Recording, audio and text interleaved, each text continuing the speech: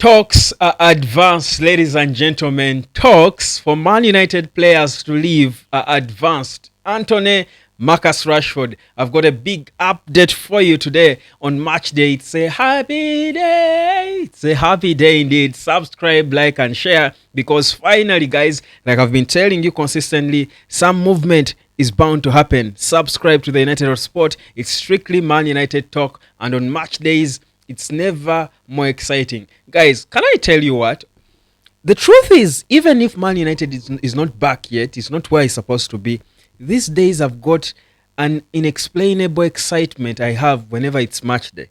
I look forward to match day to these days like it's an outing, like I'm meeting my crush for the first time on a date. Like, do you know that feeling? Like, you've crushed on a girl for so long and you're finally going to be meeting them on a date for the first time. You know that feeling of that morning, how you wake up anticipating, or from the moment you set up the appointment and this Friday I'm meeting my girl on the first date, that the goosebumps, that feeling, the fire in the belly. These days I get that with Man United. And you know what? My gut never lies because I just extremely trust Ruben Amorim and the fact that he's going to win a major title before Mikel Arteta ever dreams of one. Show this to your Arsenal supporting fan and let them have it sink in. This got to sink in. They are now shouting Arteta out. Bring Zidane. But anyway, let me focus. Let me refocus back to my Man United. We've got our own issues to deal with, and one is now a thorn in Man United. That is Brighton. First becoming a stubborn side for United, but not under Ruben Amorim. I'll tell you, you're going to say reaction. We struggled half and puffed to beat Southampton, the rock bottom. Brighton will know that United is different now. But anyway, before we get into the match talk and that final talk before the match, it's a sort of an early game this time.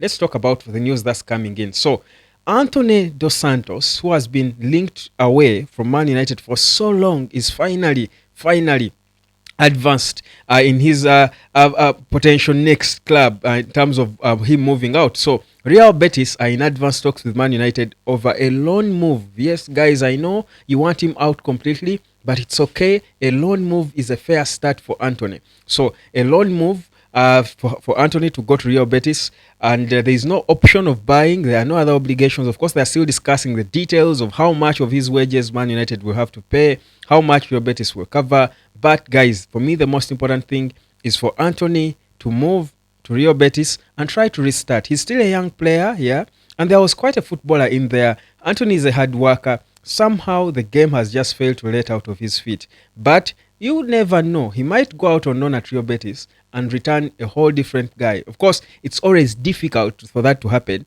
but you never know. Never rule right off a young player. Never, if you remember the journey of Mo Salah and how he came to become the Mo Salah who is breaking records for fun in the Premier League, you would know what I mean. From Chelsea, then loaned to Roma, then he goes all over, and before coming back to Liverpool and bossing the Premier League like he was born for it.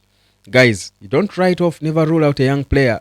Never write off a young player. So Antony, especially if they have shown the talent they can have, Antony was blistering when United fell for him and bought him for a crazy amount from Ajax. So guys, Antony and loan to Real Betis could happen anytime soon, but expect it to be this Jan. It's going to happen. Now, I've been telling you of how big movements will happen. So Marcus Rashford, AC Milan are in advanced talks now to sort Kyle Walker and sign him. But they are still not giving up on Rashford. They had two talks twice. But Borussia Dortmund are coming in thick and hard. They're also trying to hijack AC Milan's quest for Marcus Rashford. There could be a sort of negotiation war. I don't want to call it a bidding war because it's a case of the Marcus Rashford team listening to the offers of these clubs and they choose which one is better. So it's a negotiating war, if I should say. The smarter negotiator will take Rashford. So it's also bound to happen in the coming days. So this week, that's going to come. One of the things you should expect, of course, the week starts on Sunday. So the first thing you expect is to see Man United beat Brighton at Old Trafford. That's one. Put them where they're supposed to be. That's the first thing you should expect this week. That starts today. Then tomorrow until the end of the week, expect departures. Something to do with Casemiro should come up this coming week. That's why you don't see Casemiro no more step on the pitch. It's because the plan is for him to move on. They have just completely decided to move him on completely. So Casemiro, expect news about him and his impending move to Saudi Arabia. Antony and the loan move to Real Betis could be quickened. I've been telling you about this for quite some time. Before Olympiacos tried to hijack it, Real Betis were always intent on taking him. I think Spain would be a good league for Antony, probably, in terms of the player, in terms of the kind of league. It's a lighter league, if you ask me, but also it's a league that allows players like him who want to express themselves and stuff. So the fact that it's lighter, not as intense as the Premier League, maybe he can go boss it. It's a bit close to the to the Dutch Eredivisie, where he shone like a Ballon d'Or or like a Ballon d'Or material. So Antony, I think, can go and thrive in Real Betis in Spain. Perhaps even attract a Barcelona to go for him. Who knows, after a successful loan spell, what would happen? Who would come for him?